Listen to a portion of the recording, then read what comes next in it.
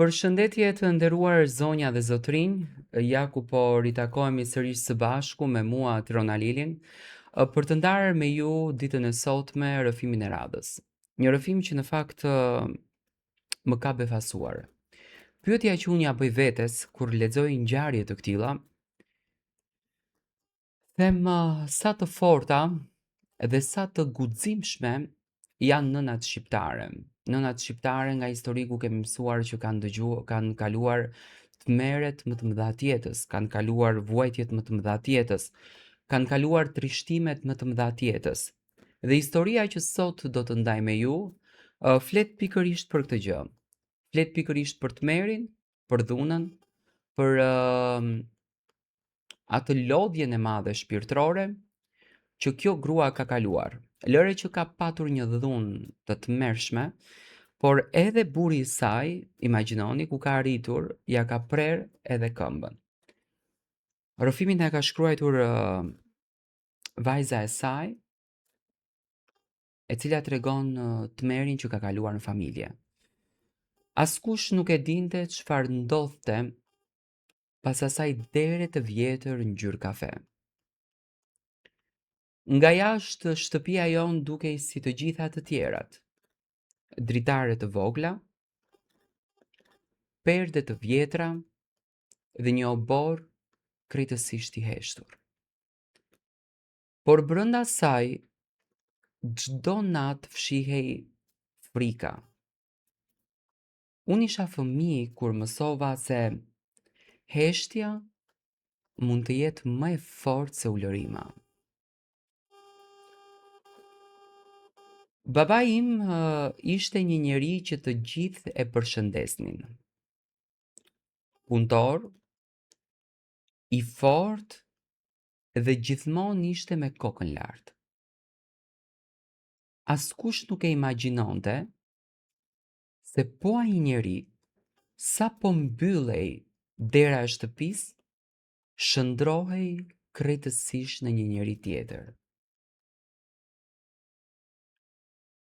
Nëna ime, ajo ishte dritë. Një grua e qetë që fliste pak edhe duronte shumë. Sytë e saj gjithmonë kërkonin paqen, edhe kur fytyra e saj ishte e lodhur. Ajo nuk qante para nesh dhe realisht nuk mbaj mend ndonjëherë të ketë qarë para nesh. Qante natën edhe atë shumë në heshtje. Ajo ditë nisi krejtësisht ndryshe. Ajri ishte i rëndë, babai ishte kthyer herët.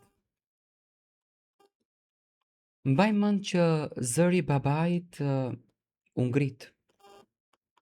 Muret filluan të dridheshin nga fjalët e tij dhe unë dhe motra ime u strukëm krejtësisht në dhomë. E dinim në fakt se çfarë po vinte. Nëna nuk bërtiti në asnjë mënyrë. Ajo vetëm lutej. Zëri i saj ishte krejtësisht i thyer. Të lutem, mjafton. Por disa njerëz nuk ndalen, dhuna nuk dëgjon lutje. Ajo që ndodhi më pas nuk është e lehtë për ta treguar. Jo sepse ishte vetëm dhunë fizike, por sepse ishte shkatërrim shpirtëror. Një moment i vetëm që ja ndryshoi jetën mamas time përgjithmonë. Kur gjithçka u qetësua, shtëpia u mbush me një heshtje tepër të frikshme. Jo heshtje paqeje, por heshtje pas katastrofës të madhe.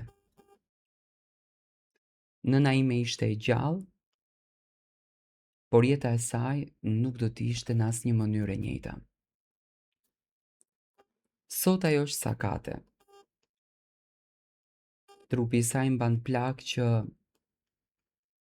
realisht nuk shihen me sy. Por në thelb ndihen çdo ditë. Çdo hap i mungon.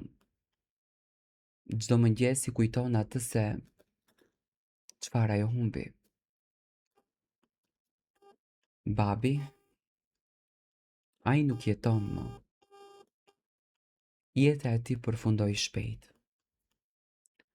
Sikur drejtësia ta kishte ndalur me dorën e vet. Por vdekja e tij nuk solli paqen. Nuk shëroi plagët. Nuk e ktheu kohën pas. Ne mbetëm me kujtime që në thelb na ndjekin si një hije, kujtimet e dhimbshme.